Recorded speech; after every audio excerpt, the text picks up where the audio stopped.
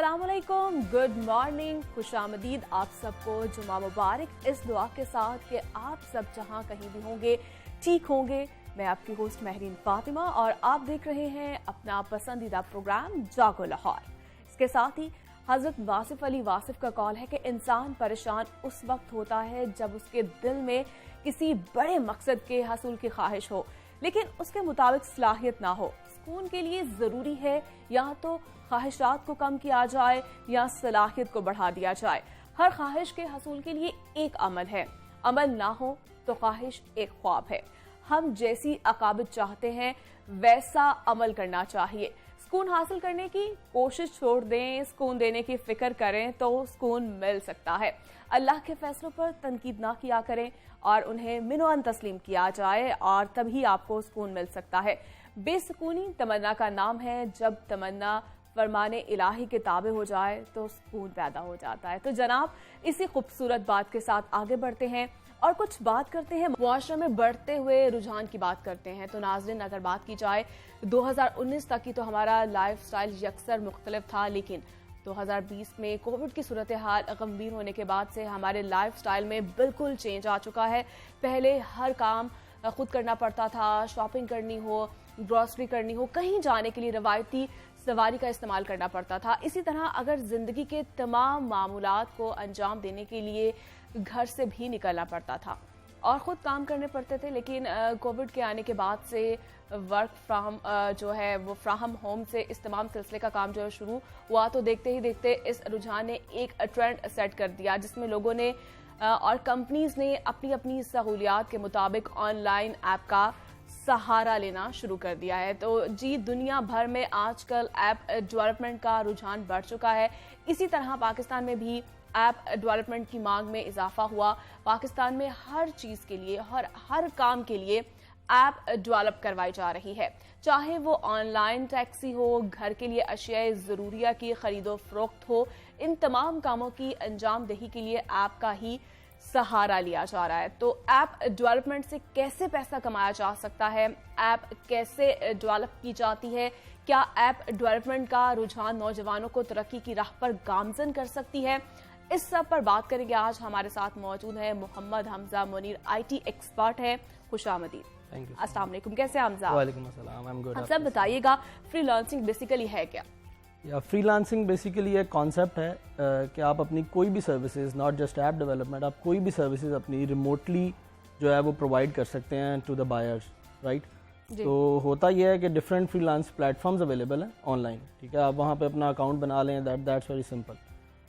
वहाँ पे आप दो उसकी बेसिकली मोड्स ऑफ वर्किंग है। एक ये है कि आप अपना अकाउंट बना लें, the buyer will contact you himself, he'll tell के मैंने ये काम करवाना है, सो आप कर सकते हैं और व्हाट्सएवर आप अपनी सर्विसेज वहाँ दे सकते हैं। सेकंड ये है कि he'll post something like just we do on the social media and then you will bid कि जी मैं I have the expertise to do this और ये मैं काम इतनी अमाउंट में कर सकता हूँ। Then you have the negotiations and then requirements and then we can work. Basically working remotely is the name of freelancing. ठीक है, तो ऐप डेवलपमेंट है क्या बेसिकली? ऐप डेवलपमेंट बेसिकली ये है कि कोई भी आप आइडिया, कोई भी सर्विस अगर आप उसको डिजिटल फॉर्म में ले आते हैं, कंप्यूटर पे ले आते हैं, तो इसको ऐप डेवलपमेंट कहते हैं। एक मिसकॉन्सेप्शन है कि जो ऐप डेवलपमेंट सिर्फ मोबाइल फ़ोन पे ऐप होती है। बिल्कुल। ऐप हर जो डिजिटल मीडिया है, आपके विंडोज़ है, लैपटॉप्स हैं, पर्सनल कंप्यूटर्स हैं, उन पर विंडोज़ ऑपरेटिंग सिस्टम, किसी भी ऑपरेटिंग सिस्टम पे कोई सॉफ्टवेयर चल रहा है, वो एक एप्लीकेशन है। ऐप डेवलपमेंट, सॉफ्टवेयर डेवलपमेंट, ये एक दोनों के बेसिकली सिनोनिम्स हैं। ठीक है, तो क्या ऐप जो डेवलपमेंट से पैसा कमाना अब आसान हो चुका है? जो आपकी एक्सपर्टीज़ हैं, अगर आपके पास एक्सपर्टीज़ हैं तो डेफिनेटली ये जो डोमेन है ये इसमें काफ़ी बूम है और कमाना आसान इस वजह से है क्योंकि हम एक ग्लोबल विलेज है, इंटरनेट हर जगह अवेलेबल है। तो इससे होता यह है कि हमारी जो थर्ड वर्ल्ड कंट्रीज़ हैं इनमें आपकी लेबर जो है वो I'll say the computer software as labour, यहाँ लेबर थोड़ी चीप है as compared to the countries in Europe और US। तो होता यह है they need to develop some applications and then they freelance them और ऑफशोर देम टू अस। तो इससे यह है कि हमारे पास अपॉर्चुनिटीज़ ज़्यादा हैं और इन द लॉन्ग रन हमारी कंट्री को भी फ़ायदा होता है क्योंकि हमारी रेमिटेंसेज आती हैं और सेकेंडली जो हमारी जीडीपी है या पर कैपिटा इनकम है वो भी इससे इंक्रीज होगी। ठीक है, तो आप क्या देखते हैं कि ऐप जो डेवलपमेंट है इसका रुझान पाकिस्तान में जो है एज़ कम्पेयर टू दूसरी जो कंट्री से कंपेयर किया जाए तो पाकिस्तान में ज़्यादा हो रहा है या फिर एज़ कम्पेयर टू बाहर की साइड पे अगर देखा जाए तो? बेसिकली पाकिस्तान में सर्विसेज प्रोवाइडिंग का कॉन्सेप्ट ज़्यादा हो रहा है, मतलब यहाँ पे ऐप्स डेवलप हो रही हैं लेकिन हम apps as a service provide कर रहे हैं। ठीक है, जो आइडियाज़ हैं वो ज़्यादा ऑफ कोर्स उन लोगों के हैं and we are providing them services. तो इसको थोड़ा सा चेंज होना चाहिए, हमें भी आइडियाज़ की तरफ एंटरप्रेन्योरशिप की तरफ जाना चाहिए ताकि जो मज़ीद रेवेन्यू है और एक कंटिन्यूड स्ट्रीम है वो जनरेट की जा सके। ठीक है, तो आइडियाज़, आपने आइडियाज़ की बात की है, तो आइडियाज़ कैसे आ सकते हैं, क्या इस हवाले से कोई गाइडेंस है? आइडियाज़ ऐसे आ सकते हैं बेसिकली कि एक तो ये है कि जो हमारी स्कूल लेवल और यूनिवर्सिटी लेवल से हमें इसको शुरू करना है। We need to educate kids from 5th-6th class और उनको आईटी की तरफ, इस डोमेन की तरफ लेके आना है। अगर आप तो इसके लिए आईटी एक्सपर्ट होना ज़रूरी है? नहीं, आईटी एक्सपर्ट होना ज़रूरी नहीं है, लेकिन आपको आईटी की इन्फॉर्मेशन होना और थोड़ी सी आपको नो हाउ होना ज़रूरी है। अगर आप एप्लीकेशन डेवलपमेंट करना चाह रहे हैं उसके लिए ऑफ कोर्स आपको स्किल्ड होना ज़रूरी है, ठीक है। और अगर आपने कोई ये जो आपने स्किल्स की बात की है तो ये स्किल्स जो है इसकी अवेयरनेस कहाँ से जो है वो ली जा सकती है, इस हवाले से क्या प्रोसीजर है क्या? आफ्टर कोविड तो बहुत इजी है, बहुत से ऑनलाइन प्लेटफॉर्म्स हैं जहाँ पे इवन फ्री कोर्सेज अवेलेबल हैं, ठीक है। You can get them at your home, आप वहाँ पे पढ़ सकते हैं, उनको सीख सकते हैं और आप अपनी पेस पे सीख सकते हैं।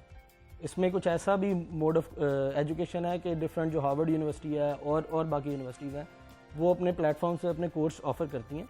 If you want to get the certificate of course you have to pay, उसमें डिफरेंट फाइनेंशियल एड्स और डिफरेंट ऑप्शंस अवेलेबल होती हैं। इवन अगर आप वो नहीं भी करना चाह रहे हैं, आप सिर्फ स्किल सीखना चाह रहे हैं तो you can learn the skill for free.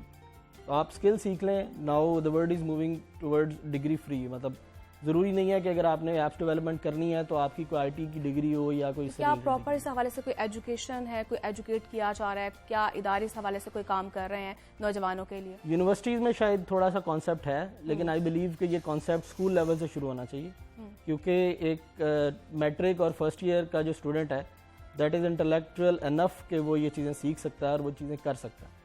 तो उससे ये होगा कि अगर आप उस लेवल पे उसको सिखा लेंगे तो आगे जो प्रोफेशनल स्टडीज़ में उसकी चॉइस है कि उसने किस डोमेन में जाना है वो बहुत आसान हो जाएगा। आजकल होता ये है कि ये हमारा सोसाइटी का एक नॉर्म है कि थोड़ा सा पेरेंट्स प्रेशर होता है कि ये डोमेन या ये फील्ड चूज़ करनी है। तो अगर स्टूडेंट्स जो हैं उनको खुद पता होगा कि ये डोमेन कैसी है तो they will be educated enough to choose wisely. ठीक है, तो जिस तरह से अभी आपने बात की कि नौजवान जो है काफ़ी ज़्यादा नौजवानों का रुझान भी बढ़ा है इस हवाले से, तो किस तरह से वो अपना जो बेनिफिट है जो बेसिकली होता है ऑनलाइन सर्विसेज का, खासतौर पर ख़वातीन के लिए आप क्या देखते हैं कि ये जो ऐप है कितनी जो है कारआमद है? फीमेल्स के लिए बहुत ज़्यादा इसने अपॉर्चुनिटीज़ प्रोवाइड की हैं। अगेन हमारी सोसाइटी की वो चीज़ है कि कुछ उनको हाउस होल्ड की जिम्मेदारियाँ होती हैं, कुछ डिफरेंट उन पर बाउंड्रीज़ होती हैं, उनको बेसिकली ये चीज़ कवर करती है कि they can work from home, they can develop the apps. अगर आप इसको ऐप डेवलपमेंट की तरफ जाएं तो उसको इसमें है कि वो ऐप डेवलपमेंट कर सकती हैं remotely, and there are many, I know they are working in this domain and they are माशाल्लाह वेरी सक्सेसफुल। दूसरी चीज़ अगर देखें तो जिस तरह I would name some of the applications जो फूड डिलीवरी के एप्लीकेशंस हैं, they have introduced the home chefs, right. So the females in the home they are working and they are selling their products on those applications. इससे ये है कि उनकी जो home income है वो भी इंक्रीज हो रही है and they are contributing towards the prosperity of the country. तो मैक्सिमम आप क्या देखते हैं, कितना अर्न कर सकते हैं, कितने हमारे नौजवान जो है स्टार्ट में कितना अर्न हो सकता है इससे? Are you asking about the amount? जी, अमाउंट इट डिपेंड्स अपॉन कि आप कितनी स्ट्रगल करते हैं और आप में कितना पोटेंशियल है, राइट। काम बहुत ज़्यादा है मार्केट में इस टाइम। अगर आप लोकली काम देखें जो पाकिस्तानी कंपनीज़ काम कर रही हैं, पाकिस्तानी कंपनीज़ के बाद भी बहुत काम है। Of course, they have taken the work from the US or UK based clients or the other Europe clients. लेकिन पाकिस्तान में वर्कफोर्स की computer science, software engineering, software development, app development, इसमें बहुत ज़्यादा डिमांड है। and a fresh graduate graduating from a university is basically can easily take 80 to 90K in his first starting job. तो क्या इसमें हमें इन्वेस्ट करना पड़ता है या विदाउट हम इन्वेस्ट जो है हम इससे अर्न कर सकते हैं घर में बैठकर आसानी से? आपको कुछ इन्वेस्ट नहीं करना पड़ता है इसमें। Okay. अगर आप फ्रीलांसिंग पे देखें, फ्रीलांसिंग में ये है कि आप प्रॉपर अपनी कम्युनिकेशन करते हैं सेलर के साथ और आप बेसिकली उसको बताते हैं, like for example if you need an hardware for the development, he will pay you for it as well. आप अपना सॉफ्टवेयर भी डेवलप करें, अगर कोई पर्टिकुलर हार्डवेयर रिक्वायर्ड है तो वो भी उसका पे करेगा, वो वहाँ से शिप कर देगा और you can buy it from here. तो आपको कोई इन्वेस्टमेंट नहीं चाहिए, यू जस्ट वांट बेसिकली कि आपको स्किल आता हो और आपके पास गुड इंटरनेट हो, तो यू कैन हैव इट। ठीक है, आपने जैसे कि इंटरनेट की बात की है, तो अगर बात की जाए आईटी की, तो आईटी की मतलब जो है आईटी की फील्ड में पाकिस्तान तरक्की में किस राह पर आप देख रहे हैं कि कोई इजाफा हो रहा है, कुछ ऐसे कुछ है, हमारे एक्सपर्टीज़ हैं पाकिस्तान में? हाँ जी, लास्ट गवर्नमेंट से कुछ बेहतरी हुई है। वो ये हुआ है कि बेसिकली जितनी आईटी कंपनीज हैं उनको टैक्स रिलैक्सेशंस कुछ दिए। जब टैक्स रिलैक्सेशंस दिए हैं तो ऑफ कोर्स उन्होंने अपनी वर्कफोर्स को जो सैलरीज हैं और जो उनकी पेमेंट्स हैं वो कुछ बेहतर की हैं। उससे ये हुआ है कि apparently the people, the students are getting interested into this field, क्योंकि एक तो इसमें काम काफ़ी ज़्यादा है, एज अर्लियर टोल्ड, कि पाकिस्तानी कंपनीज के पास काफ़ी काम है and they are looking for the resources on the daily basis. अगर आप प्रोफेशनल नेटवर्क लिंक्डइन वगैरह पर फॉलो करें तो people are looking for the jobs and there are many jobs available. तो स्टूडेंट्स जा रहे हैं और ओवरऑल पाकिस्तान कर रहा है, लेकिन मेरे ख्याल से इसको मजीद करना चाहिए। मजीद जो हमें इकदामात की ज़रूरत है। बहुत शुक्रिया, मोहम्मद हमजा हमारे साथ मौजूद थे और उन्होंने आपको बताया किस तरह से आप घर में बैठकर आसानी से आप जो है अर्निंग कर सकते हैं। और अब ले लेते हैं छोटी सी ब्रेक और ब्रेक के बाद वापस आएंगे। स्टे विद अस।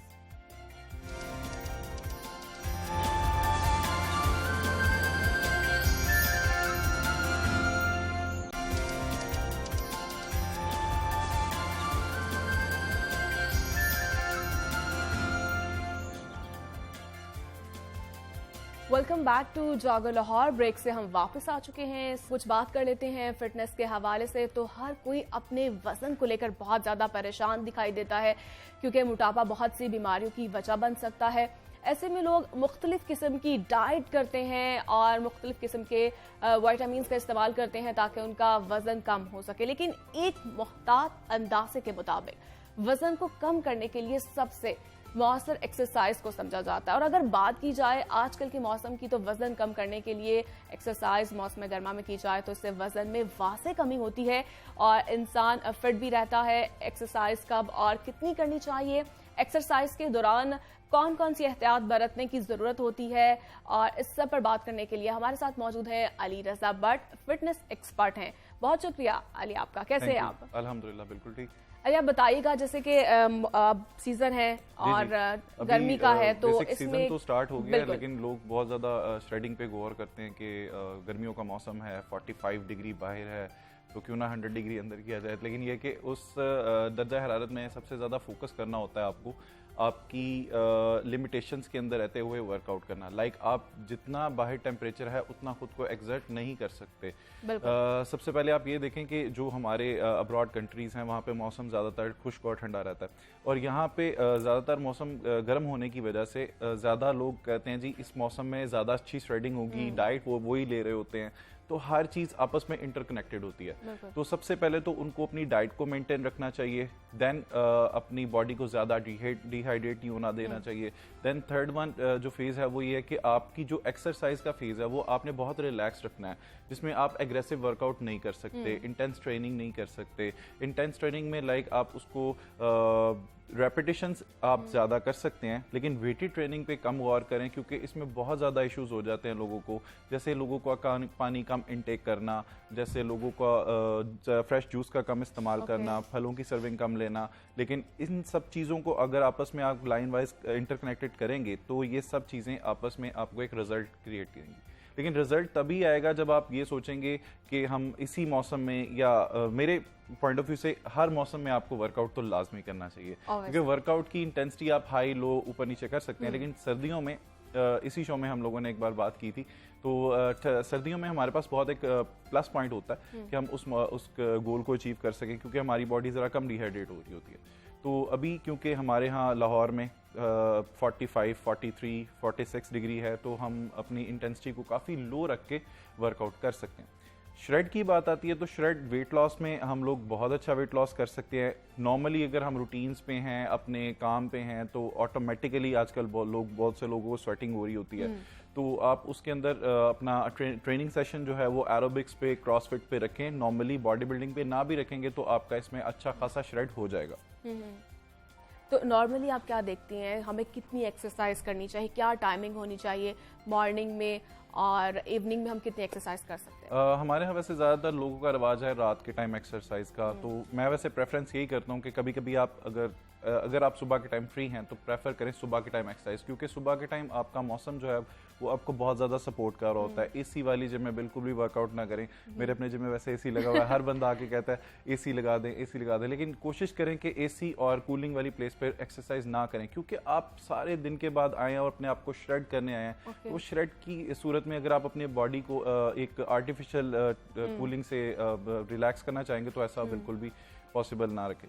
तो बाकी कॉफ़ी का इस्तेमाल या कोई भी ऐसी चीज़ जो आपकी बॉडी को डिहाइड्रेट करे ज़्यादा, उसका इस्तेमाल कम रखें। नॉर्मली आपका वेट लॉस इस मौसम में खुद ही होना शुरू हो जाता है अगर आप डाइट नॉर्मल अपनी डाइट कंट्रोल भी कर लें या कैलोरी डेफिशिएंट भी डाइट कर लें तो आपका वेट वैसे कौन-कौन सी एक्सरसाइज करनी चाहिए हमें गर्मियों में खास तौर पर? गर्मियों में अभी मैंने 2 एक्सरसाइज बताई हैं, इसको मैं थोड़ा एलैबोरेट करता हूँ, जिसमें हमने क्रॉसफिट और एरोबिक्स का नाम लिया। क्रॉसफिट और एरोबिक्स में मेन चीज़ ये है कि आपने वो एक्सरसाइज करनी है जिसमें आपको ज़्यादा सांस आपका ज़्यादा बीट आपकी ज़्यादा है, सांस ज़्यादा फूले, लेकिन ये कि सारी एक्सरसाइज को आप इंटेंस लेकर जा सकते हैं। ये जितनी एरोबिक्स है, जितना क्रॉसफिट है, क्रॉसफिट और एरोबिक्स में एक सिमिलैरिटी है, इनके सेट सेम होते हैं, बट क्रॉसफिट में हम वेटेड ट्रेनिंग ऐड कर देते हैं। अब इन दोनों ट्रेनिंग्स में हम रेपिटेशंस को 20, 30, 15 टाइम्स कर सकते हैं, बट इतनी ही एक्सरसाइज को आप डेली बेसिस पे परफॉर्म करें, एटलीस्ट 45 मिनट्स तक परफॉर्म करें या 1 आवर तक, इससे ज़्यादा ना लेकर जाएं, या इसी के अंदर half an hour cardio add कर दें, तो आप ये दोनों गोल्स को इजीली अचीव कर पाएंगे। तो कोई मसला तो नहीं होता गर्मी में अगर एक्सरसाइज की जाए ज़्यादा? आपको पता ऑलरेडी स्वेटिंग होती है। जी। गर्मियों में बेसिकली जो सबसे ज़्यादा प्रॉब्लम होता है ना, वो होता है आपको किडनी इन्फ्लेमेशन का।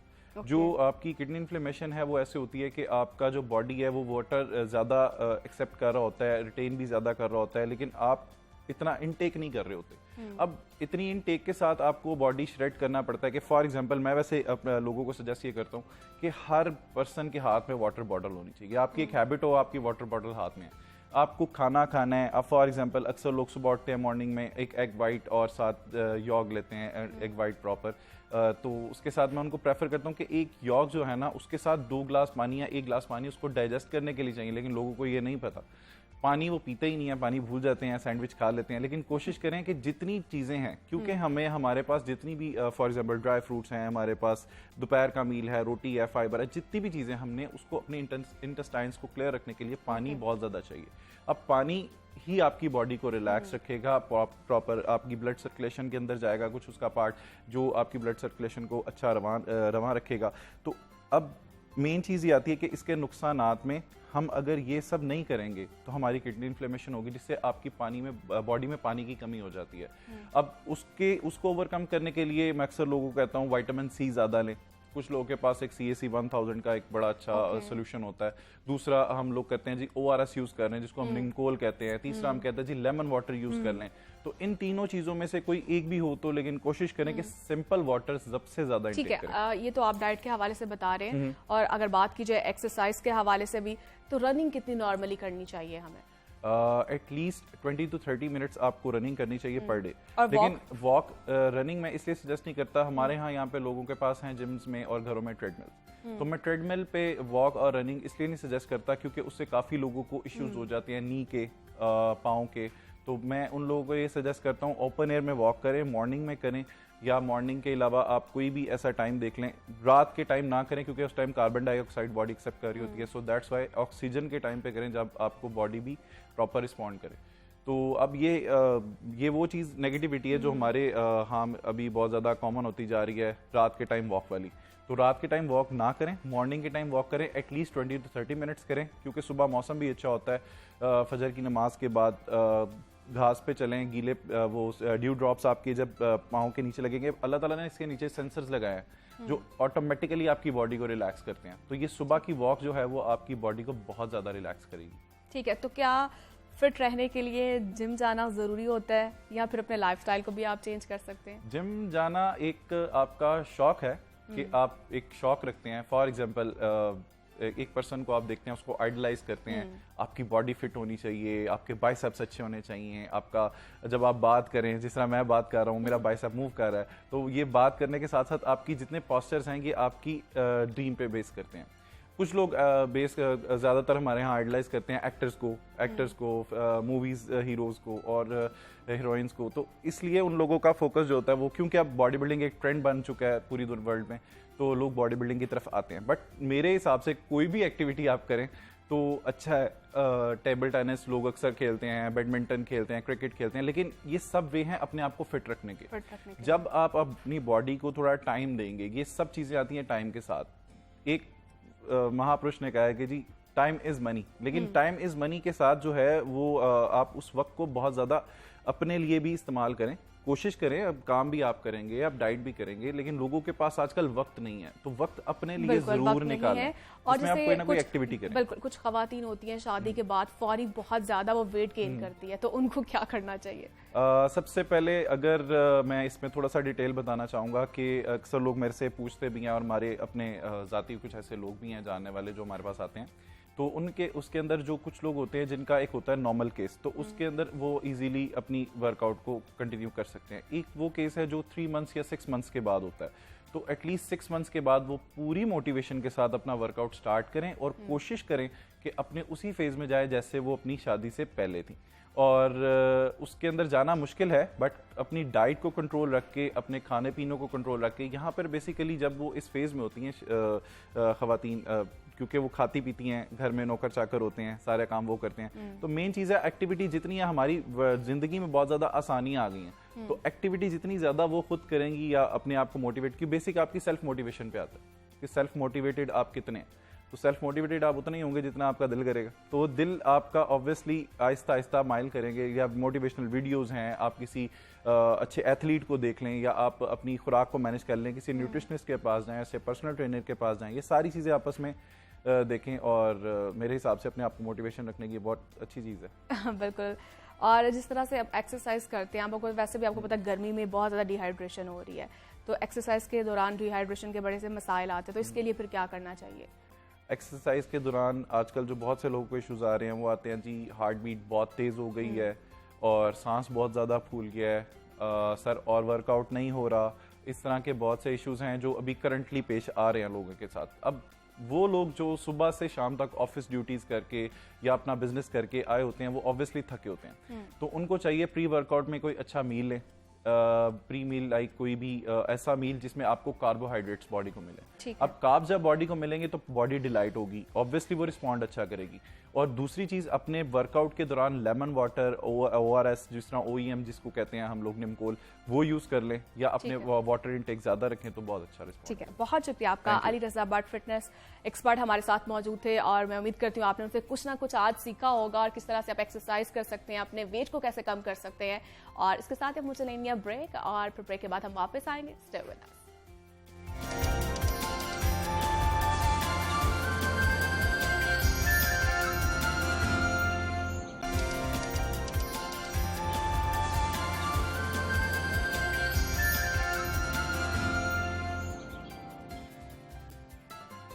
Welcome back to Jago Lahore. Break से हम वापस आ चुके हैं, और सेगमेंट है हमारा लाहौर की दुनिया, जिसमें लाहौर और लाहौरियों के मसाइल डिस्कस करते हैं। और आजकल लाहौरियों समेत तमाम पाकिस्तानियों का सबसे बड़ा मसला महंगाई है। पाकिस्तान में चूँकि हर चीज़ के नर्ख पेट्रोलियम मसनूआत के गिर्द ही घूमते हैं, इसलिए जब भी पेट्रोलियम मसनूआत में इजाफा होता है तो महंगाई का एक नया तूफान बर्पा कर दिया जाता है। हालिया चंद दिनों में होने वाले 84 रुपये फी लीटर इजाफे की वजह से महंगाई का जिन ऐसा बेकाबू हुआ कि अवाम की कमर टूट कर रह गई है। एक जानिब पेट्रोल की कीमतें आसमान को छू रही हैं, तो दूसरी जानिब शहर लाहौर में और शहर लाहौर से चलने वाली ट्रांसपोर्ट ने भी किरायों में बेतहाशा इजाफा कर दिया है। ट्रांसपोर्ट किरायों में होने वाले इजाफे ने जीना मुहाल कर रखा है। किरायों में कितने फीसद इजाफा किया गया है, कौन कौन से इलाकों में कितना किराया वसूल किया जा रहा है, क्या लाहौर और लाहौर में बसने वाले बासियों को रिलीफ मिलेगा, कौन किरायों के इजाफे का जिम्मेदार है, इन तमाम मामलात पर हम बात करेंगे। हमारे साथ मौजूद हैं असमतुल्लाह नियाजी साहब, चेयरमैन पाकिस्तान ट्रांसपोर्ट एसोसिएशन है। बहुत शुक्रिया सर, खुश आमदीद। जी वेलकम जी, बिस्मिल्लाहिर्रहमानिर्रहीम जी, बहुत शुक्रिया आपने मुझे ये प्रोग्राम में बुलाया। तो मैं ये चाहता हूँ कि ट्रांसपोर्ट पर ही सिर्फ ज़ोर होता है, ये महंगाई हम लोग कर रहे हैं, मेरा ख्याल ऐसा नहीं है। देखिए हम लोग कभी भी ऐसा नहीं चाहते। इस वक्त हालत ये है, मेरी जितने भी अपने मुतल्लिका ट्रांसपोर्टरों से जो बात हुई है, तो तमाम लोग इस वक्त सख्ते में हैं, परेशान हैं कि कितना किराया बढ़ाएं क्या ना बढ़ाएं। देखिए 2 महीने के अंदर अंदर 81% जो है किराए बढ़े, डीजल के रेट बढ़े हैं। तो अगर सिर्फ डीजल के रेट नहीं बढ़े, इसके साथ स्पेयर पार्ट्स के रेट भी बढ़े हैं, इसमें और एसेसरीज भी हैं। जैसे टायर है, सबसे बड़ी आइटम इस वक्त टायर है। आजकल गर्मी का जोर है और जो टायर 50% सुन रहे हैं कि इस पर और ड्यूटी मज़ीद बढ़ रही है। तो मैं तो खुद तो ये सोच कर परेशान है कि करें क्या। जहाँ पर हम 10 गाड़ियाँ भेजते थे, 2 दिन के अंदर अंदर इतना फ़र्क पड़ गया कि 50% पे आ गई हैं। मतलब वहाँ 5 गाड़ियाँ जाना शुरू हो गई हैं। पैसेंजर भी कम हो गया और लोगों की पहुँच से दूर होता जा रहा है, हर चीज़ दूर होती जा रही है। क्या फैसला किया गया, कितने फीसद जो है किराए में इजाफा किया किराया? तो अभी ये मैं बता रहा हूँ ना जी कि फीसद तो हम लोग इतने परेशान हैं कि क्या करें। अभी तो जो 100-200 रुपये बढ़ाने से तो काम नहीं हो रहा। लेकिन अगर एक चीज़ आपको मिल रही थी 100 रुपये में, अब वो मिल रही है 200 रुपये में, तो आप क्या करेंगे? 200% तो नहीं बढ़ा सकते। कितना बढ़ाएंगे आप, क्या करेंगे?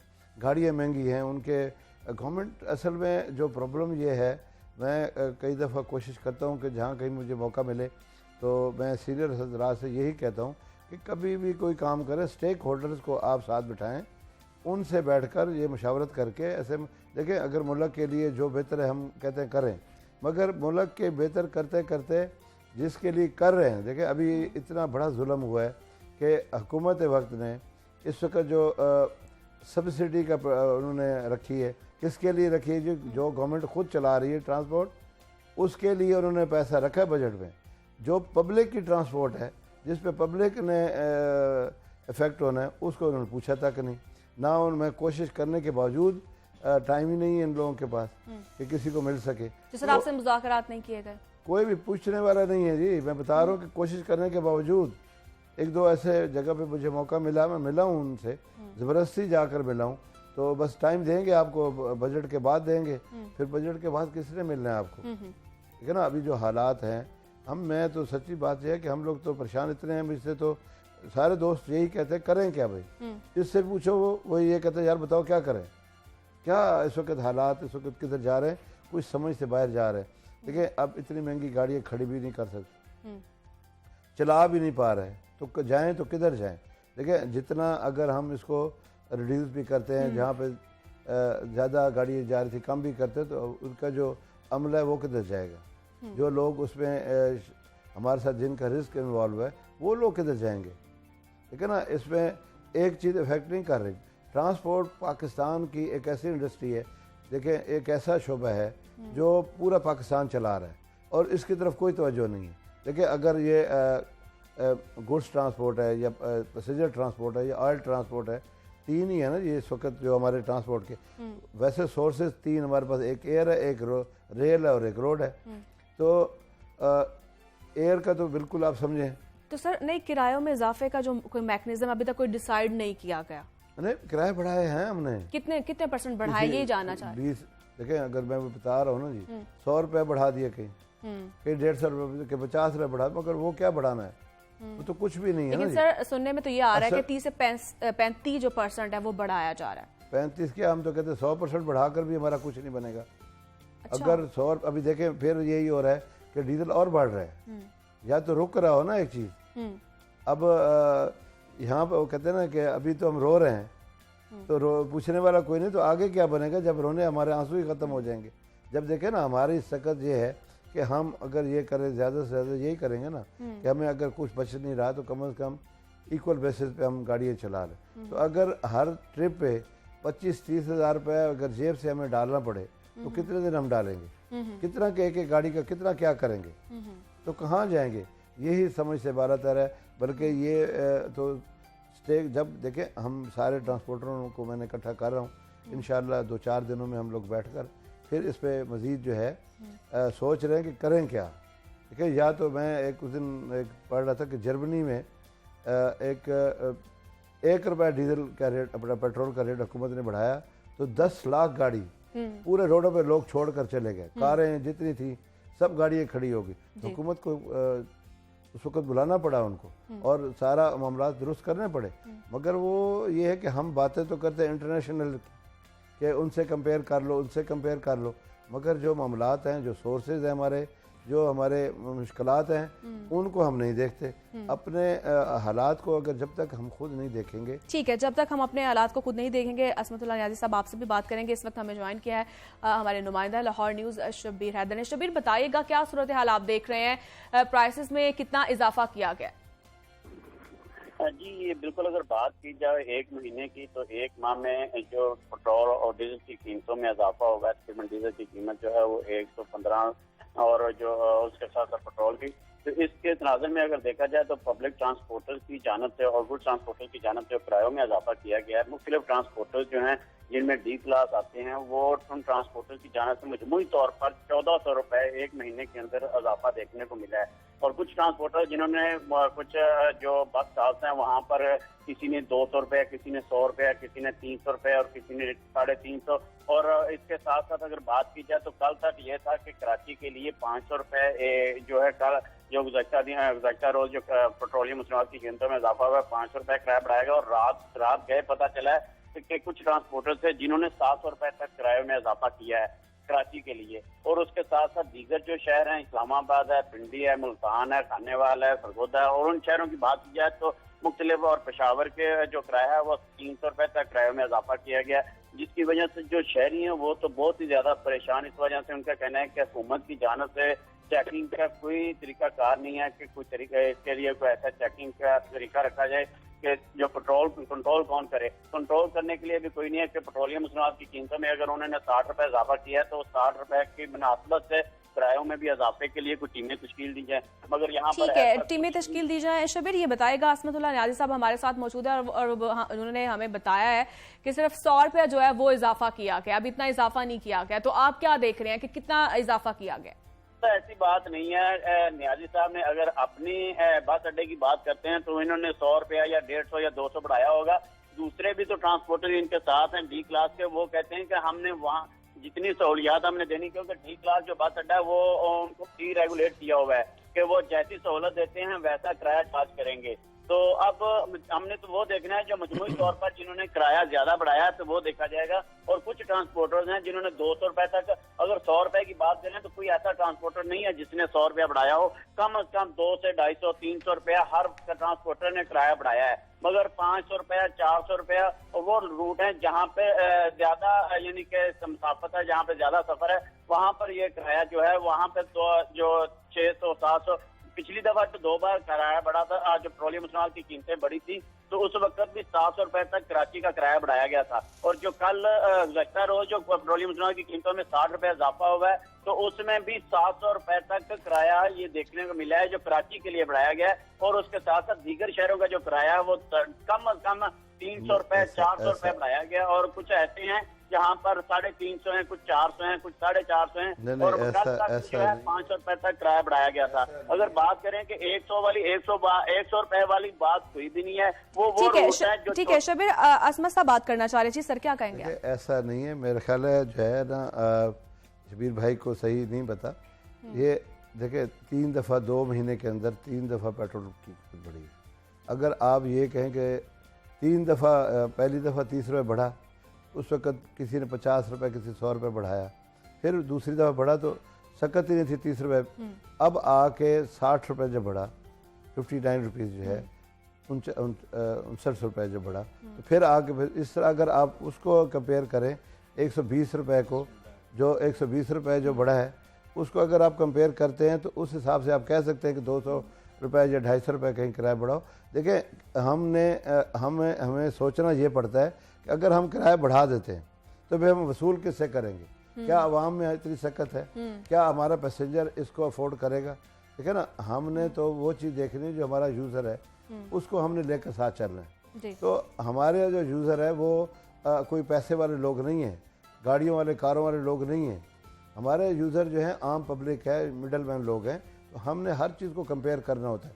तो उसमें आकर जो है इतना हम तो मैं बता रहा हूँ ना जी कि अगर हुकूमत जिस तरह अभी चल रहा है मामला, तो ये तो इससे कहाँ जाकर रुकेगा या क्या होगा, किसी तरफ कोई ना कोई बात जाएगी। देखें, या कारोबार ये बंद हो जाएगा, खुद ब खुद बंद हो जाएगा जिस तरह हुकूमत की पॉलिसी चल रही हैं। ठीक है, हुकूमत की पॉलिसियां चल रही हैं। असमतुल्लाह साहब, आपका पॉइंट आ गया है। और शबीर हैदर, बहुत शुक्रिया आपका, जिस तरह से आप हमें आगाह कर रहे थे। और अब हमें ज्वाइन किया है तारिक नबील साहब ने, general secretary Pakistan goods transporter association है। खुशामदीद सर, कैसे हैं आप? जी अल्हम्दुलिल्लाह। और सर बताइएगा कि गुड ट्रांसपोर्ट जितने भी हैं गुड ट्रांसपोर्ट वाले, इन्होंने भी प्राइसेस जो है इंक्रीज कर दी हैं, तो कितने % जो है प्राइसेस इंक्रीज की जा रही हैं? जी अभी जो हालिया इजाफा हुआ है 60 रुपये का, और इससे 40% इंक्रीज़ हुआ है जी किरायों में। जबकि देखें, हमें तो समझ नहीं आ रही कि रात के इतनी तारीकी में कौन सी इतनी मजबूरी है इन लोगों को कि 60 रुपये के आके पहले कहा जाता है जी कोई इंक्रीज़ नहीं आ रहा, उसके बाद रात को उठ के तो इनको याद आ जाता है, एकदम से 60 रुपये का बम फेंक दिया जाता है। लेकिन लोगों में पहले सकत नहीं। हमारी जो इंडस्ट्री है जी, ये बिल्कुल मतवस्त है। इस पे गवर्नमेंट की इन्वेस्टमेंट कोई नहीं है, गवर्नमेंट की कोई हमें कोई फैसिलिटेट नहीं किया हुआ, कोई इन्वेस्टमेंट नहीं की हुई। हम अपनी मदद आपके तहत ये ट्रांसपोर्ट को चला रहे हैं, ठीक है जी। और जो किरायों की, जो टैक्सेस की, जो टायर हैं, जो ऑटो पार्ट्स हैं, जो मोबिल है, देखिए पहले डॉलर का हमें जो इस वक्त जो सामना करना पड़ रहा है, हर रोज़ 2 रुपये 1 रुपये 4 रुपये इंक्रीज़ हो रहा है। उसके बाद आप देखें कि बिजली महंगी की जाती है, फिर रात को उठ के डीजल महंगा कर दिया जाता है, पेट्रोल महंगा कर दिया जाता है। अब ये अवाम पे, कंज्यूमर पे जाना है। हम इस पे भी चला के खुश नहीं है, रेट इंक्रीज करके भी हम खुश नहीं है। हम इनको कहते हैं कि खुदारा इस सेक्टर को, जो ट्रांसपोर्ट सेक्टर है, जो कमर्शियल व्हीकल है, कम से कम इस सेक्टर को आप सब्सिडी दें, चाहे वो पब्लिक ट्रांसपोर्ट हो, चाहे वो गुड्स ट्रांसपोर्ट हो। आम, क्योंकि यहाँ पे मतवसत तबका, गरीब तबका, और जो हमने तरसील करनी है वो गरीबों तक ही जाना है ना जी। जब सामान कीमत बढ़नी है, किराए बढ़ने हैं, तो वो आम कंज्यूमर के ऊपर सारा बोझ जो वो गरीबों पर ही बोझ पड़ेगा। ठीक है, कौन से इदारे हैं जो किरायों में इजाफे का तयन करते हैं? जी हमारा तो गुड्स में तो कोई नहीं है जी, हमारा तो डिमांड एंड सप्लाई है। आज तक इन्होंने कोई मैकेनिज्म ही नहीं बनाया कि जी पर किलोमीटर मैट्रिक टन का, यहाँ पे फार्मूला इनको ही नहीं समझ है। पहले एक्सेल का इनको पता नहीं था।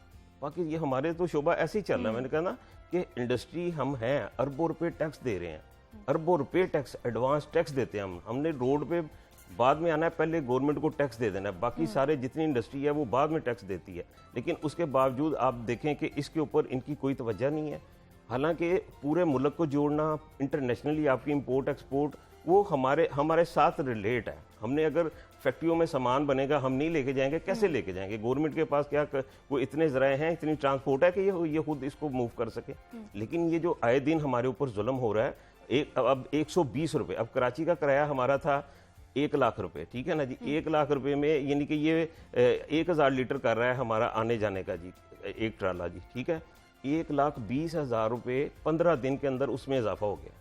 कोई दुनिया की तारीख में कभी ऐसा हुआ है कि 1,20,000 रुपये आप 15 दिन के अंदर डीजल प्राइस ऊपर ले जाएं?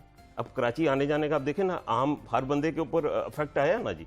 1,20,000 रुपये हमने तो उसके बगैर चल नहीं। अच्छा, उसके बाद टायर थे, टायर 85-90,000 रुपये का, आज 1,70,000-80,000 रुपये का टायर हो गया। इसी तरह इन्होंने इंपोर्ट पे जो पाबंदी लगाई है, जो पार्ट्स हैं वो आपको पता है इंपोर्ट होते हैं सारे। तो इस तरह के बहुत सारे इफेक्ट जो हैं वो इस वक्त हमारे ऊपर मुसल्लत हुए हैं। हम में सकत नहीं है। हमारी 60% ट्रांसपोर्ट, गुड्स ट्रांसपोर्ट रुक चुकी है, लोगों ने खड़ी कर दी है, हिम्मत नहीं है लोगों में चलाने की। इससे देखिए लाखों लोग बेरोजगार हो रहे हैं। ठीक है तारिक साहब, आपका जो मौक़िफ़ है सामने आ गया है। असमतुल्लाह साहब से जानेंगे, सर इंतजामिया की जानिब से कोई राब्ता किया गया, कोई सब्सिडी देने की कोई बात की गई हो? देखिए, मैंने पहले आपको बताया था कि सब्सिडी सिर्फ ये सोच रहे हैं जो अपनी जो गवर्नमेंट जो ट्रांसपोर्ट चला रही है, हुकूमत का काम तो ट्रांसपोर्ट चलाना है ही नहीं। क्योंकि चलो इन्होंने कुछ किया आवाम के लिए, तो वो उसको तो ये सोच रहे हैं कि वो कैसे चलेगी। तो ये मैं कहता हूँ कि पब्लिक को ये सोचना चाहिए, जिससे आम आदमी इफेक्ट हो रहा है। और मैं अभी भाई की बात भी सुन रहा था, तो मुझे ये था, देखें अभी जो हमारा मैकेनिज़्म है, इसमें हम लोग इनको बार बार मैं कह चुका हूँ, हर फॉर्म पे हमने बात इनसे की कि एज ए इंडस्ट्री इसको डिक्लेयर करें, ताकि इसका कुछ सिस्टम बने। और हम एक सिस्टम में आ जाएं। हुकूमत जो है ये चाहती ही नहीं है कि कोई ऐसा काम हो जाए जिसमें कोई एक तवाज़ुन सा हो या कहीं बात हो। देखें अभी आप किरायों की बात कर रही थी ना, तो अब इसमें 2-3 चीज़ें हैं। अभी हम और डीजल जो बढ़ रहा है, फिर क्या करेंगे और फिर कहाँ जाएंगे हम, ठीक है ना। जो इदारे जिस तरह ये गुड्स ट्रांसपोर्ट का है, जो पब्लिकली किसी डिपार्टमेंट से है, जो जिनके कॉन्ट्रैक्ट्स हैं, जो कॉन्ट्रैक्ट के ज़रिए काम कर रहे हैं इदारों से, वो उनके रेट का क्या बनेगा, ठीक है ना। उनके अगर उनका रेट किसी का साल के लिए एक फ़िक्स हो चुका है, उनके लिए गवर्नमेंट ने, देखें वो तो गवर्नमेंट कर सकती है ना जी। उस पर जैसे गाड़ियों का हमें मुख्तलिफ, देखें किसी एक जगह भी कोई रुकावट नहीं आ रही ना जी। हर जगह पे ऐसे हालात बनते जा रहे हैं कि खुद ब खुद मुझे तो ये लगता है, सच्ची बात यह है कि कोई ऐसा लग रहा है कि कोई ऐसा कि ये हम लोग खुद ही या तो बैठ जाएं, ठीक है ना। ट्रांसपोर्ट जब रुक गई तो पूरा मुल्क रुक जाएगा और किसी को रोकने की ज़रूरत ही नहीं है, ना सड़कों पे लाने की ज़रूरत ही नहीं। कि देखें जब लोग ना कोई खाने पीने की चीज़ें ट्रांसफ़र होंगी, ना लोग अपनी फैक्ट्रियों में जा सकेंगे। जो स्टाफ ड्यूटी है, जो स्टाफ लोग हैं, वो भी तो हमारी गाड़ियों में जाते हैं ना जी। वो पब्लिक की जो हमारी गाड़ी है उन्हीं में बैठकर फैक्ट्रियों में जाते हैं, या सामान जो हम लेकर आ रहे हैं वो लोगों तक नहीं पहुंचेगा। जो हमारे सब्जियां हैं, गोश्त है, दूसरी चीज़ें हो गई, या पैसेंजर लोग जो हैं जो अपने घरों को जाना चाहते हैं वो नहीं जाते। ईद आ रही है, ईद पे क्या बनेगा। देखिए इतने हालात क्रूशल हैं कि हम करें तो क्या करें। ठीक है, हालात सबके सामने ही है। तारिक साहब आपसे मैं पूछूंगी कि सब्सिडी की कोई बात की गई आपसे और कोई इंतजामिया की जानिब से आपसे भी कोई राब्ता किया गया हो? कोई राब्ता नहीं अभी तक किया गया? नहीं जी, कोई किसी किस्म का कोई राब्ता नहीं है। ये सोए हुए लोग हैं जी, उठ के आ गए हैं रात को। इन्होंने कहा था पता नहीं आएंगे तो दूध और शहद की नहरें। देखिए मैं किसी पार्टी, पहली गवर्नमेंट ट्रांसपोर्ट से जुल्म ज्यादती की इंतहा की, अब गवर्नमेंट आई। देखिए हम अफेक्ट नहीं होते, ये 20-22 करोड़ अवाम इफेक्ट होती है। इनको इतनी समझ नहीं है कि कुछ सेक्टर छोड़ दो, अपनी याशियां छोड़ दो, अपना अशराफिया जो है वो अपने पेट काट के तो गरीब के पे लगाए। देखें आप इस वक्त ज़राए आमदन हमारे नीचे जा रहे हैं और अखराजात ऊपर जा रहे हैं, अब कैसे बैलेंस करेंगे। 22 करोड़ अवाम, ज़्यादा लोग 20-22-25 हज़ार रुपये वाले लोग हैं। वो मुझे कोई भी आके बंदा बैठ के ये अपना जी जो फाइनेंस मिनिस्टर साहब हैं जो कह के लगाते हैं, उनको वैसे ख्याल करना चाहिए कि आप टीवी पे आके इस तरह से प्रेजेंट कर रहे हैं। 22 करोड़ अवाम की तौहीन करते हैं आप हमारी तौहीन करते हैं। मेरे साथ जितनी इंडस्ट्री है लाखों लोग वाबस्ता है, ठीक है। इस वक्त उनको आप देखें वो किस कर्व में है, वो उन्होंने देखें मैंने भी खरीदारी करनी है, आपने भी करनी है, ये हर बंदे के ऊपर इफेक्ट जा रहा है। और आप क्यों नहीं कहीं से निकाल के, जैसे शौकत तरीन ने कहा था कि हमने कुछ चीज़ें रखी हैं जो कि आवाम को फैसिलिटेट करने के लिए, आपने कौन से ऐसे फार्मूले बनाए हैं? हम स्टेक होल्डर हैं, कभी आपने हमें बैठाया कि जी हम ये करने जा रहे हैं, आप आए, आप हमें तजावीज़ दें। हो सकता है हम जैसे तो सर आपने खुद भी इंतजामिया से रब्ता नहीं किया, कोई मुज़ाकरात की कोई बात नहीं की? जी बिल्कुल, हम मिले, कोई किसको करें जी। हमने लेटर लिखे हैं, हमने वजीर आजम तक जैसा कि आपने कहा है जी। लेकिन देखिए हमें तो बुलाना इन्होंने ना, ये तो चुप के बैठे हुए हैं, ये तो टीवी पे आते हैं, अनाउंस कर देते हैं और जनाब वो आपको पता है उससे पहले ही वो चीजें शॉर्ट होनी शुरू हो जाती हैं। अभी देखें लेवी टैक्स आपके ऊपर लगना है, अभी जीएसटी आपके ऊपर लगनी है, अभी ये तो 300 रुपये पे जाना है। और उसके आगे क्या करते हैं, हमें किसी को हैजानी कैफियत है, कल क्या होना है, घंटे बाद क्या होना है। डॉलर देखिए किस तरह से ऊपर नीचे, हर घंटे बाद स्टॉक एक्सचेंज आप देख लें। इस वक्त इसी तरह पूरी इंडस्ट्री के हालात हैं। कारोबार देखें, महंगाई उस वक्त फील नहीं होती, महसूस नहीं होती जब आपकी जरा आमदन भी बढ़ती हो। अब कारोबार नीचे जा रहे हैं, ठीक है जी, अखराजात आपके ऊपर जाते जा रहे हैं। तो इन हालात में तो मैं नहीं समझता कि हम कम ट्रांसपोर्ट चला सकते हैं। हमने तो कह दी है, कराची भी कल हमारी मीटिंग हुई है, पेशावर में भी हुई है, पंजाब में भी हुई है। और अगर ऐसे हालात रहे तो हम 72 घंटे के अंदर अंदर, अगर ये इस पर इन्होंने कोई नजरसानी ना की तो हम हो सकता है ट्रांसपोर्ट कारोबार अपने बंद कर दें, हम नहीं चला सकते। देखिए किराए बढ़ने से हल तो नहीं है ना। देखें हम नहीं सकत नहीं है। अब देखें कराची से पेशावर तक आज आने जाने का हमें जो फ्रेट हम ले रहे हैं, उसके बावजूद हमें तकरीबन 30 से 40 हज़ार रुपया लॉस हो रहा है। अब मुझे बताएं ना कि वो अब 60% लोगों ने ड्राइवरों को छुट्टी दे दी, गाड़ियां अपनी खड़ी कर दी। वो कहते हैं यार हम नुकसान से तो बचेंगे ना, हम टायर हमारे बच जाएंगे, मेंटेनेंस बच जाएगी, ठीक है, हम जो कर्जे हैं लोगों के उससे हम बच जाएंगे, ड्राइवरों को तनख्वाही नहीं देनी पड़नी है। तो देखें इससे क्या होना है, महंगाई में मजीद इजाफा होना है। जब आपकी डिमांड एंड सप्लाई, क्योंकि देखें आपकी हमारा डिमांड एंड सप्लाई वाला सिलसिला है ना, तो जब मार्केट में शॉर्टेज आ जाएगी, गाड़ियों की शॉर्टेज आ जाएगी, हम तो पहले 30% लेस पे ट्रांसपोर्ट। और अब सर क्या फैसला किया गया है, कितने % जो है वो आप किरायों में इजाफा करेंगे? देखिए किरायों में मैंने बताया ना कि 40% इजाफा हो गया। अच्छा, 40% कर दिया हो गया, लेकिन उसके बावजूद देखिए खाली किराए का मसला नहीं है। अब देखिए हमारे टायर हैं, हमारे ऑटो पार्ट्स हैं, हमारे मोबिल है, ठीक है जी, फिर गवर्नमेंट के इनकम टैक्स है, रूट परमिट है, ठीक है जी, GST है, मुख्तलिफ टैक्सेस, टोल प्लाजा हैं, हमारे ऊपर बहुत सारे मसलत हैं, मोटरवे है और दीगर साथ बंदा नोचता है हमें, ठीक है जी। लेकिन उसके बावजूद आपको कहा है कि हम ट्रांसपोर्ट चलाने की सख्त नहीं रख पा रहे, हमें नुकसान हो रहा है। देखिए हमें खुद भी इस चीज़ का एहसास है। हम इनको कहते हैं कि यार आप इसको सब्सिडी दो, इसको डीजल प्राइसेस को नीचे लेके आओ, ठीक है, सब्सिडी दी जाए, प्राइस रिवर्स करें, हर गरीब आदमी इससे फायदा हासिल कर सके। ठीक है। और तारिक साहब आपका भी मौक़िफ़ आ चुका है, असमतुल्लाह नियाज़ी साहब आपका भी मौक़िफ़ आ चुका है। बहुत शुक्रिया आप दोनों का, और जिस तरह से आपने कीमती वक्त दिया हमें, और यकीनन जो है ये एक लम्हा फ़िक्रिया है हमारे लिए, जिस तरह से प्राइसेस जो हैं बढ़ रही हैं और अवाम भी जो है बहुत ज़्यादा इस वक्त जो है बहुत सी मुश्किलात का सामना कर रही है। और इसके साथ ही जो है अब हमें ब्रेक लेनी है और ब्रेक के बाद हम वापस आएंगे। स्टे विद अस।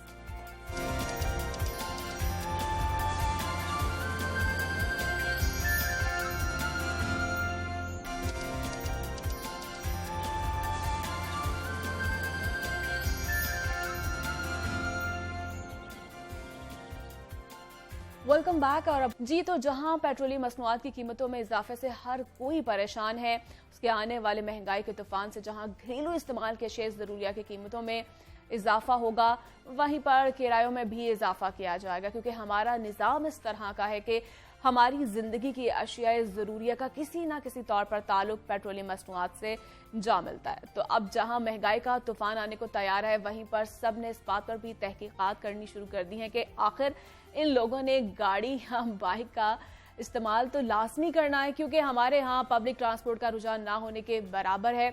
इसलिए तमाम तबकात से ताल्लुक़ रखने वाले अफराद या तो बाइक का इस्तेमाल करते हैं या फिर गाड़ी का। ये भी एक अलमिया है कि शहर लाहौर हो, जिसकी आबादी 1 करोड़ से भी ज़्यादा है, लेकिन पब्लिक ट्रांसपोर्ट ना होने के बराबर है। ऐसे में अगर शहरियों को किसी तौर पर भी सस्ती और म्यारी सफरी सहूलियात फराहम कर दी जाए तो इन तमाम का हल निकल सकता है, लेकिन ऐसे करने में अभी काफ़ी वक्त लगेगा। फिलहाल हमने आपको ये बताना है कि इस सारी सूरत हाल में गाड़ी में पेट्रोल की बचत कैसे की जा सकती है, क्या पेट्रोलियम मसनूआत में इजाफे के बाद पैदा होने वाली सूरत हाल में पेट्रोल की बचत करना आसान है, कौन कौन से तरीकों से हम पेट्रोलियम की बचत कर सकते हैं, ये सब कुछ जानेंगे। हमारे साथ मौजूद हैं doctor Mushtaba Abbas, mechanical engineer हैं। खुशामदीद सर। वालेकुम सलाम। कैसे हैं सर आप? अल्हम्दुलिल्लाह। सर बताइएगा सबसे पहले तो ये कि गाड़ी में फ्यूल की बचत करना कैसे मुमकिन है? Ma'am according to research almost 30% हमारे पास फ्यूल हम सेव कर सकते हैं। कुछ हम ऐसे तरीके यानी जो हमारे बिल्कुल बेसिक हैं, जो कि हम अपनी कार्स के अंदर अगर हम उन चीज़ का ख्याल रखें तो 30% हम फ्यूल सेव कर सकते हैं। उसमें सबसे पहले ये है कि लेट से जब आपने अपना कोई भी आपने ट्रैवल के लिए प्लान करना है तो आप कोशिश करें कि उसमें अब वो पीक आवर्स आप चूज़ ना करें। जैसे इन द मॉर्निंग हमारे पास 8 to 9 पीक आवर्स हैं और इन द इवनिंग हमारे पास 5 to 6 हैं। तो हमें कोशिश ये करनी चाहिए या तो हम 8 o'clock से पहले ट्रैवल कर लें 30 मिनट्स, या हम शाम टाइम जो है इवनिंग टाइम हम 7 o'clock के बाद करें, तो ऑटोमेटिकली जब आप ट्रैफिक में जाम नहीं होंगे तो आपका फ्यूल ऑटोमेटिकली सेव होगा। उसके अलावा नॉर्मली हमारा ये होता है कि जो हमारा ट्रंक होता है कार का, वो यानी उसमें लगेज हमने जो हमें नई ज़रूरत होती है वो ऑलमोस्ट हमने रखा होता है, जिसकी वजह से कार हमारी बल्की होती है और फ्यूल इकोनॉमी पे उसकी वजह से भी इफेक्ट पड़ता है। इसके अलावा जो कार की एरोडायनामिक्स होती है वो बेसिकली मोस्ट इंपॉर्टेंट होती है फ्यूल एफिशिएंसी के लिहाज से। तो नॉर्मली हम क्या करते हैं कि जो हमारा जो गाड़ी का जो टॉप होता है उसके ऊपर हम नॉर्मली लगेज या कोई चीज़ रख देते हैं, जिसकी वजह से क्या होता है एयर रेजिस्टेंस बढ़ जाती है। तो कार को ज़्यादा जो है वर्क करना पड़ता है टू जस्ट यानी एयर के प्रेशर को मिनिमाइज़ करने के लिए। तो हमें चाहिए कि हम जो है इस तरह की जो मॉडिफिकेशन है कार में जो कि उसकी एरोडायनामिक्स को चेंज करती हैं, हमें उससे परहेज़ करना चाहिए। इसके अलावा जो हमारे पास मोस्ट इंपॉर्टेंट है कि जो एयर फिल्टर है, अगर हम कार की मेंटेनेंस की बात करें तो इसमें एयर फिल्टर आता है, उसके अलावा आपके पास लुब्रिकेंट ऑयल होता है। ये 2 मेन कंपोनेंट हैं। हमें टाइम टू टाइम और जो ब्रांडेड है जो हाई ग्रेड है वो हमें बेसिकली लुब्रिकेंट ऑयल यूज़ करना चाहिए। उससे ऑलमोस्ट अगर आप low grade lubricant oil use करते हैं तो ऑलमोस्ट 5 to 6% आपका एक्स्ट्रा फ्यूल कंज्यूम होता है। एंड सिमिलरली एक्सपेंसिव भी तो होगा ना? एक्सपेंसिव भी, एग्जैक्टली। और इसी तरह जो एयर फिल्टर है, अब आपको पता है कि जिस तरह कुछ एरिया जिसमें बहुत डस्टी है, तो अगर एयर फिल्टर अगर आप नहीं टाइमली चेंज करते हैं तो उसमें आपकी क्लॉगिंग हो जाती है, तो आपकी जो एयर जो आपको रिक्वायर्ड है बर्निंग के लिए इंजन में वो प्रॉपर नहीं जाएगी, तो इंजन की जो एफिशिएंसी है वो ऑटोमेटिकली लो हो जाएगी। इसके अलावा आप इसमें क्रूज़ कंट्रोल यूज़ कर सकते हैं फ्यूल इकोनॉमी सेव करने के लिए। ये ज़्यादातर प्रेफरेबल होता है अगर आप मोटरवे पे ट्रैवल कर रहे हैं या रिंग रोड पे जहाँ पे आपकी ट्रैफिक इस तरह फ्रिक्वेंटली ना हो, तो उसमें यह है कि ऑलमोस्ट आप 10% तक आप कह लें फ्यूल सेव कर सकते हैं by using the cruise control.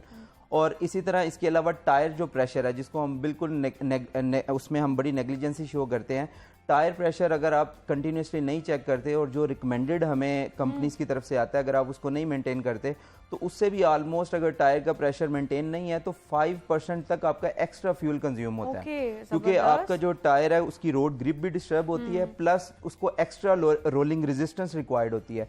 तो ये कुछ ऐसे जो है ये तरीके हैं जिससे हम खुद जो है फ्यूल को सेव कर सकते हैं अगर हम इन चीज़ों पे अमल करें। तो क्या गाड़ी की स्पीड से जो फ्यूल के एवरेज पर भी फर्क पड़ता है कुछ? एग्जैक्टली, बेसिकली जो स्पीड है उससे फ्यूल की एवरेज का बिल्कुल काफ़ी ज़्यादा फर्क पड़ता है। नॉर्मली इसमें 2-3 चीज़ें, कुछ टेक्निकल टर्म्स भी हम इसमें अगर हम डिस्कस करना चाहें, नॉर्मली ये कि अगर आप 60 किलोमीटर पर आवर पे गाड़ी ड्राइव कर रहे हैं, अब उसमें यह कि हमारे पास लेट से 5 गियर की आपकी कार है, लेकिन आप 3rd गियर में 60 पे कार ड्राइव कर रहे हैं, और अगर आप 5th गियर में 60 पे ड्राइव कर रहे हैं, दोनों में फ्यूल इकोनॉमी का डिफरेंस होगा। यानी 3rd गियर में अगर आप 60 पे गाड़ी ड्राइव कर रहे हैं कॉन्स्टेंटली, तो 25% एक्स्ट्रा फ्यूल कंज्यूम होगा 3rd गियर में अगर आप 60 पे चला रहे हैं एज कंपेयर टू अगर आप 5th गियर में। तो गियर्स को कंटिन्यूसली आपको चेंज करना with respect to speed, plus इसके अंदर हमारे पास अगर आप देखें तो जो आजकल कार्स आ रही हैं इसमें हमारे पास आरपीएम मीटर होता है, रेवोल्यूशन पर मीटर, बेसिकली वो इंजन के आरपीएम आपको बता रहा होता है। तो उसकी भी हमें जो 2000 आरपीएम से 3000 आरपीएम के दरमियान अगर हम मेंटेन करते हैं अपनी स्पीड को, तो हमें मैक्सिमम फ्यूल एफिशिएंसी मिल सकती है ड्यूरिंग ट्रैवल। तो मैक्सिमम कितनी स्पीड होनी चाहिए? मैक्सिमम स्पीड आप 80 से 110 के दरमियान, अगर आप 2000 से 3000 आरपीएम के दरमियान अगर आप कोई भी स्पीड मेंटेन करते हैं तो आपको मैक्सिमम एफिशिएंसी किसी भी स्पीड पे मिल सकती है, 80 से 110 के दरमियान अगर आप इसमें ट्रैवल कर रहे हैं। ठीक है, तो जो मैनुअल ऑटोमेटिक गाड़ी हैं उनमें क्या फ़र्क है, उनमें कितनी फ्यूल की कितनी एडजस्टमेंट हो सकती है? एग्जैक्टली, अगर हम बिल्कुल बेसिक लेमैन टाइप अगर हम डिफरेंस देखें तो जो मैनुअल कार्स हैं उसमें 3 पेडल्स होते हैं, आपको पता है, एक्सेलरेटर है, उसके अलावा उसके बाद ब्रेक है और देन क्लच है। तो जब हमने गियर चेंज करना होता है तो गियर बॉक्स की मदद से हम जो है ना क्लच प्रेस करके हम गियर मैनुअली चेंज करते हैं।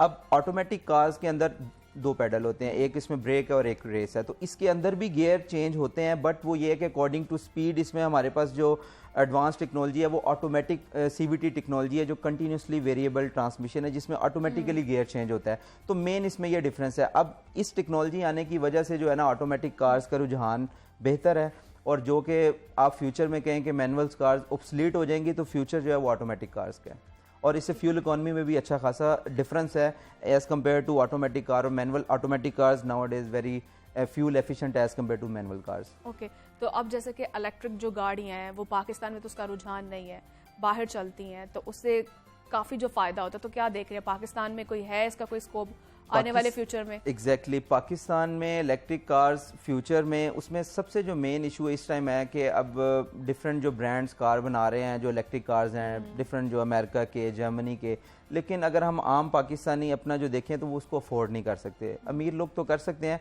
क्योंकि वो ऑलमोस्ट 3 करोड़ 4 करोड़ तक तकरीबन एक गाड़ी है, ठीक है, इलेक्ट्रिक कार्स जो आ रही है जो प्लग इन की।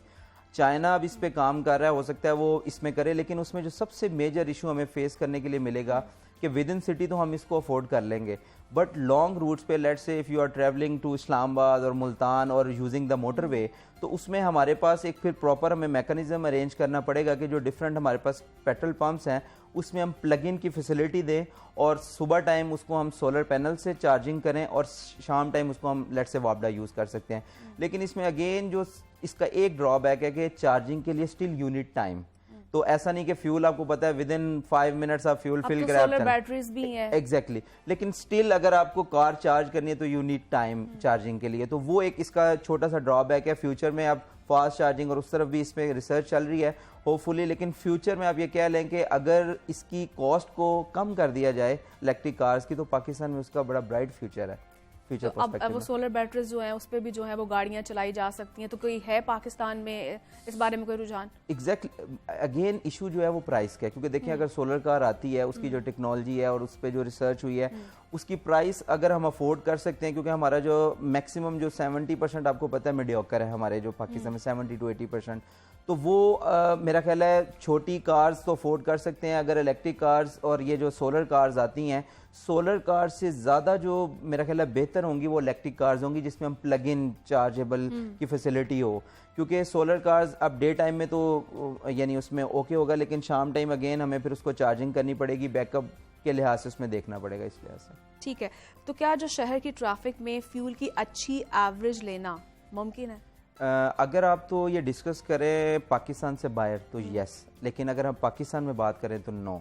उसकी रीज़न ये है कि आप लाहौर की अगर आप ट्रैफिक देखें, आप ये मैं नहर की देख लें, नहर यानी आप किनाल रोड की देख लें या कोई भी एरिया ले लें, तो ये हैवीली क्राउडेड होता है। पीक आवर्स के अलावा भी ट्रैफिक जो है ना वो इतनी स्मूथ आपको नहीं मिलेगी कि आप जो है ना उसमें, क्योंकि जब नॉर्मली जो फ्यूल की आपकी जो एफिशिएंसी है और जो कंजप्शन है उसका डायरेक्ट लिंक होता है कि आप किस तरह आप जो है ना उसको गाड़ी को चला रहे हैं। उसमें अगर आप बार बार ब्रेक अप्लाई करेंगे और बार बार उसको एक्सलरेट और डिसलरेट करेंगे तो उसकी वजह से डायरेक्टली वो अफेक्ट करता है फ्यूल की इकोनॉमी के ऊपर। तो पाकिस्तान में जब जिस तरह हैवीली क्राउडेड हमारा जो ये है, उसके अलावा आप अगर इसके अंदर due to weather conditions Lahore का जिस तरह बहुत गर्मी पिछले दिन रही है, आज तो माशाल्लाह बारिश हुई है, तो उसमें यह है कि जब एसी आप चलाते हैं ड्यूरिंग इस क्राउडी और उसके अंदर बाहर गर्मी भी बहुत है तो इंजन के ऊपर काफ़ी लोड पड़ता है एसी चलाने की वजह से भी, प्लस बार बार ब्रेक अप्लाई करने की वजह से, तो ओवरऑल जो आपकी एफिशिएंसी है फ्यूल कंजप्शन है वो डिस्टर्ब हो जाती है। तो पाकिस्तान में आप ये कह लें कि इतने ट्रैफिक के अंदर फ्यूल इकोनॉमी लेना वो थोड़ा सा डिफिकल्ट है। ठीक है, तो कितने सीसी की इंजन वाली गाड़ी शहर के अंदर सफर के लिए जो है ना बेहतरीन समझी जाती है? अगर आप ये लाहौर सिटी या किसी भी विद इन सिटी की बात करें तो ऑलमोस्ट 660 सीसी से लेके 1000 सीसी तक जो जितनी भी ये कार्स हैं इस रेंज में वो बेस्ट कंसिडर होती हैं। उसकी एक तो रीज़न ये है क्योंकि एक तो वो मतलब कॉम्पैक्ट हैं, उसके अलावा जो उनका अगर आप एसी यूज़ भी करते हैं तो वो कम उसमें जो है ना वो मतलब छोटी कार है, कम टाइम लेगी उसको वो कूल डाउन करने के लिए। उसके अलावा जो छोटी कार है वो ये विद इन सिटी जो है वो बेटर परफॉर्म करती है एज़ कम्पेयर टू जो हमारे पास बड़ी कार्स हैं जो 1000 सीसी से प्लस हैं। तो इसलिए विद इन सिटी जो है वो 660 से लेके 1000 सीसी तक जितनी भी कार्स हैं वो प्रेफरेबल है within city to get the better fuel efficiency. ठीक है, जैसे कि आप मैकेनिकल इंजीनियर है तो क्या देख रहे हैं आप कि पाकिस्तान में कितनी डेवलपमेंट पर कितना काम किया जा रहा है? पाकिस्तान में असल में हमारा अलमिया ये है कि यहाँ पे जितने भी हमारे प्लांट्स हैं कंपनीज़ के उसमें असम्बलिंग हो रही है। मतलब हम जो है नॉर्मली ना हम इंजन के ऊपर उसकी कोई फैब्रिकेशन या डिज़ाइनिंग फेज़ में नहीं हम जा रहे हैं, हम सिंपल जो हमारे पास पार्ट्स आ रहे हैं हम जस्ट उसको संभल कर रहे हैं। सिर्फ मिलर ट्रैक्टर जो है वो आई थिंक सो उसके अंदर शायद हम इंजन के ऊपर वहाँ पे उसकी फैब्रिकेशन हो रही है, मैन्युफैक्चरिंग, बट इसके अलावा जितनी आपकी कार्स के ब्रांड्स हैं सब में यहाँ असम्बलिंग हो रही है। तो आप इसके अंदर अगर कहें कि एज अ मैकेनिकल इंजीनियर हम क्या इसमें कर सकते हैं तो वो उसके अंदर सिर्फ हम एक सजेशन या वो पुट कर सकते हैं, लेकिन जितने इसका जो R&D फेज़ है वो आपको पता है कि जो बाहर के जापान है या जर्मनी है जो डिफरेंट कार्स के मैन्युफैक्चरर्स हैं वो इसको देख सकते हैं।